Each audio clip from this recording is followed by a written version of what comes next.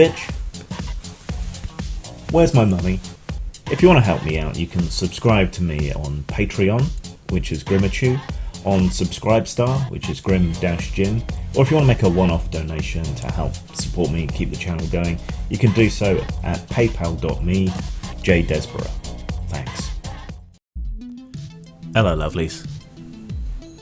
This isn't really prepared, so it might be a bit of a ramble. But in my little corner of the internet, there's a bit of a kerfuffle around a guy called Garibay. He has a YouTube channel, not particularly big, but he's really excessively a booster for 5th edition Dungeons and Dragons, to the point where what seemed to me to be fairly obviously hyperbolically, he kind of said that if you're not playing 5th edition, if you're not running 5th edition, then you're doing damage and harm. He seems to be kind of anti-OSR or even anti-playing other games, which is a weird position to take, and I think it's being done for effect more than anything else. I find some of his other ideas and his points more convincing and better if they're taken about role-playing in general, because it's not the D&D hobby. You know, Games Workshop did that by gutting their stores of anything other than Warhammer stuff and calling it the hobby, their own little corner being the hobby, right? And in the long term, I don't think that's done particularly well for them, and it certainly harmed role-playing in the UK. Now, my experience with role-playing games is different as a path to that of most other people, I think. I didn't start with Dungeons and Dragons. If I had started with Dungeons and Dragons, I do not think I would be a role player. I do not think I would be a games master. I do not think I would be a games publisher. If I'd started with D&D, none of that probably would have happened. Why? Because my key early experiences with D&D were incredibly negative. Whereas, not starting with D&D, starting with things like Middle-earth role-playing, Dragon Warriors, Fighting Fantasy, Warhammer Fantasy Roleplay, Twilight 2000, these were my early RPGs.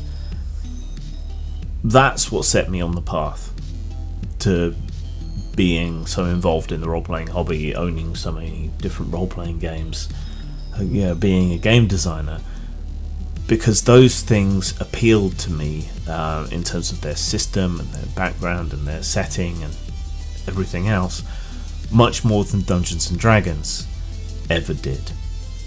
So imagine me, 11 years old, been role-playing for a few years already, playing these other games, and I encounter my first D&D game. My first character gets killed by the carrion crawler under the fallen fortress gates at the very beginning of the game. That's rather off-putting. My second character, a thief, lasts through all kinds of stuff until we encounter a dragon, and then I, in terms of my experience with MERP and so on, and just sort of freeform roleplay before that, stab the dragon through the eye and then get immediately killed. You know, whereas a dagger through the eye into the brain should kill just about anything of any size, you know, and that is something that could happen with MERP, with critical hits and so on.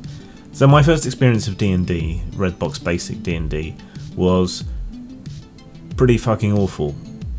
Whereas my experiences with these other games were pretty positive. They were much more engaging. They rewarded clever tactics in a way that D&D didn't. Some of that's down to the games master and so on, but a lot of it is down to the material. D&D is not the only game. A lot of people, even a lot of designers, like to treat it like it is, but Dungeons and Dragons is not the only game out there, and Dungeons and Dragons is not going to appeal to everybody who might otherwise be in to role-playing as a hobby. You know, Call of Cthulhu is like the second biggest globally. There was a time when Vampire the Masquerade and Mage the Ascension outsold AD&D, 2nd edition, back in the day. Pathfinder usurped D&D during 4th edition. There have been various other challenges to the throne and so on.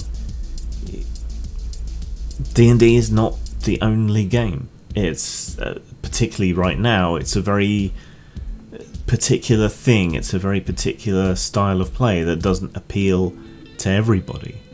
If you want people to get into role-playing, generally, then there are all kinds of other games that might appeal to people. You know, I just reviewed Fallout.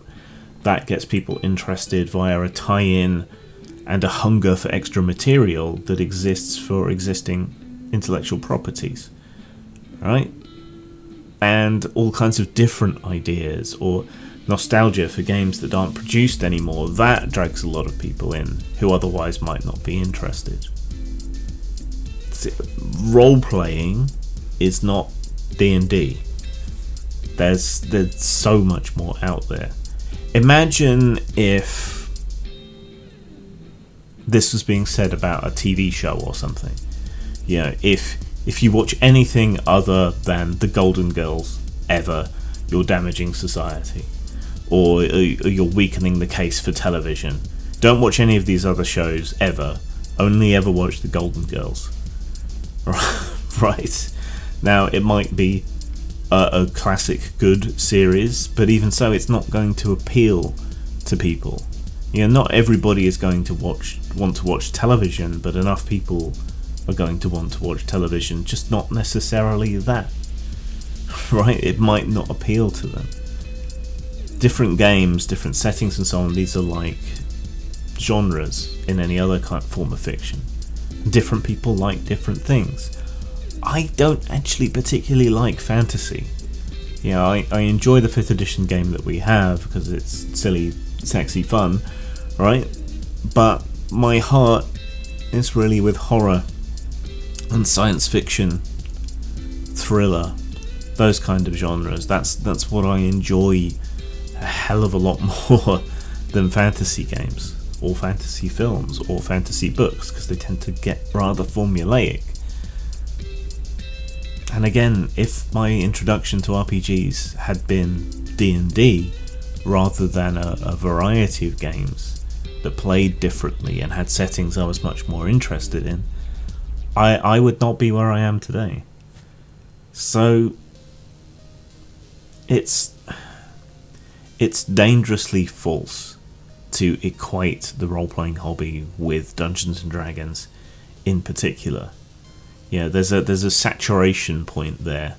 And if you want to keep people engaged with role-playing as a hobby overall, you need to have other things to offer. You need to have awareness of other games. You need to have awareness that there are other genres than fantasy, and particularly the kind of milquetoast, too easy, coddling, hand-holding form of fantasy that the current iteration of 5th edition D&D represents. So that's my perspective on it. The hobby is not Dungeons and Dragons, and it would not be as successful as it is, even though all these other things are niche compared to D&D. But it would not be the powerhouse that it is, the force that it is. It would not be providing fun and enjoyment and escapism for so many people if we were all just limited to one particular edition of D&D played in a particular way. The whole idea is just false and silly and stupid. It's role-playing that we should be evangelizing and wanting people to do, not a particular form of role-playing.